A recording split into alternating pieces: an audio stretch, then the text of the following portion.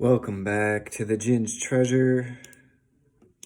Today I am going to do a video that will be added to the playlist that I have been neglecting, and that is the mental health aspect. And while I do that right now, what I'm doing is just taking some copper wire with these clippers and just clipping out little sprinkles. So this will help keep my mind occupied and allow me to focus and stay with you as I talk, as opposed to just riffing and then freezing up because I don't know what to say next and I put too much pressure on that. This kind of gives me a little bit of a mental distraction, which helps to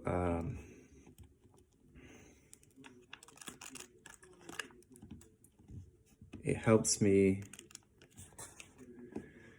focus, I guess. I don't know. Kind of a bad example because I'm freezing up right now, but that's all good. I'll just keep doing it. And so what I wanted to talk about today that has to do with mental health, I was talking with somebody last night about relationships, specifically family dynamic relationships. They were talking about a family member that they don't get along with, and the bitterness and resentment that comes with that.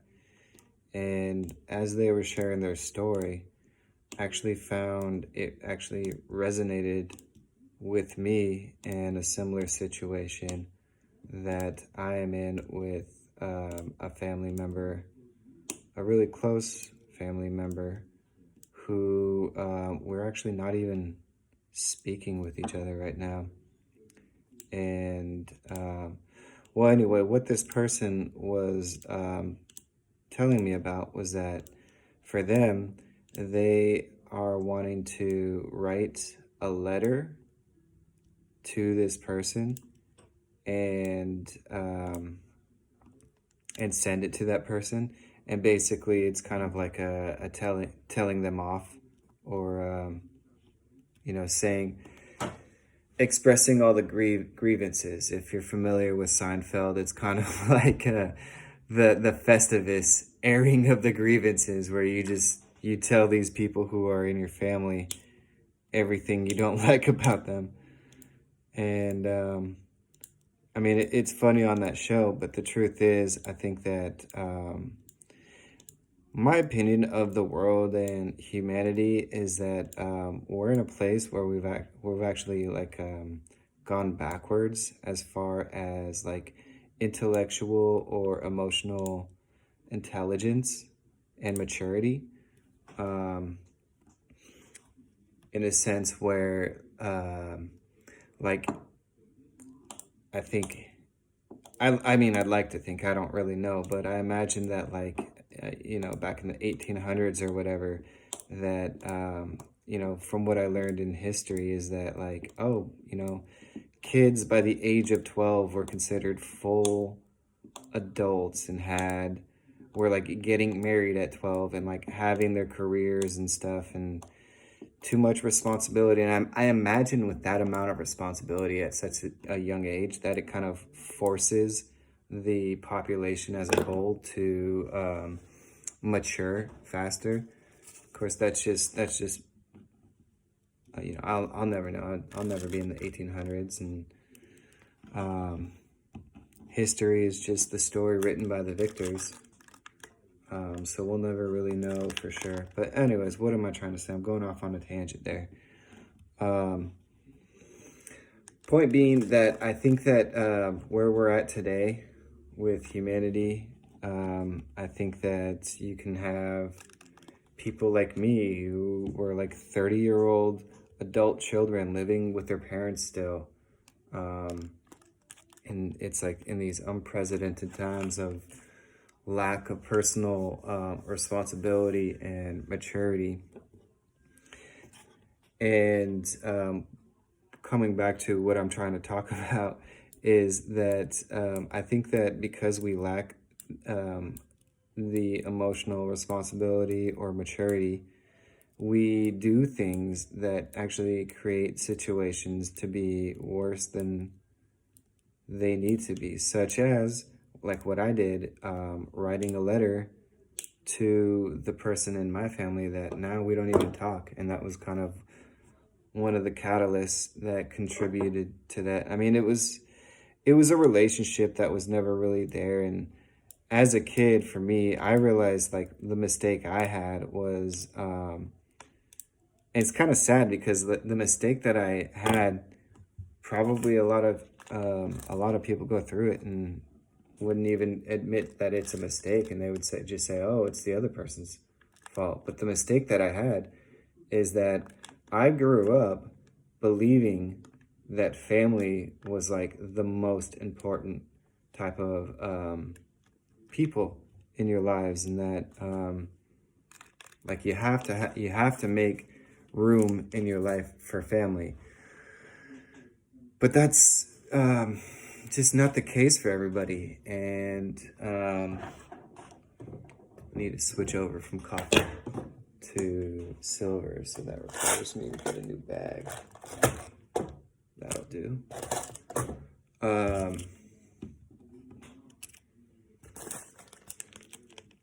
Yeah, so basically, I have a family member who was never around for the family dinners, and just never really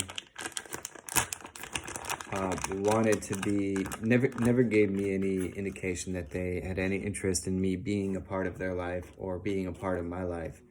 And it was trouble. It was trouble because like how I grew up thinking like, oh, but family is the most important thing. So I grew up resenting this person, and basically how it all ended, not to get too much into the story, but I ended up spending about 10 days in jail, which is enough time to make you go stir crazy for sure. Because this is, mind you, this was in 2022, and like the COVID protocols were still like in effect. And so basically how life was in jail for me, it fucking sucked. Well, of course it's supposed to, it's a punishment, right? But basically they lock me in a cell that I have all to myself. I'm isolated, and it's about the size of a bathroom. Is the size of the cell, like a decent sized bathroom, full bathroom with shower and everything. But I didn't have a shower in my cell. I had a sink, a toilet, a mirror, a desk, like a small desk, and a bed. And that was it. And then four brick walls, and a window that was tinted or fogged that I couldn't even see out. It just kind of allowed light to come through during the day.